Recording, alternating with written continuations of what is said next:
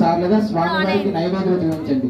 ఓం ప్రాణాయ స్వాహ, ఓం ప్రాణాయ స్వాహ, ఓం వ్యానాయ స్వాహ, ఉదానాయ స్వాహ, సమానాయ స్వాహ. మధ్యే మధ్యే అమృతపానయాన్ని సమర్పయామి.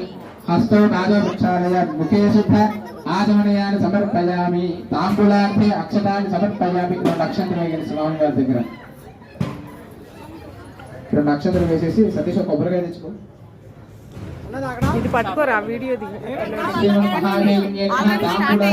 సర్వోపచారపూజార్థే అక్షరాన్ని సమర్పయామి. నమస్కరోమి. జై బలో గణేశ మహారాజుకి.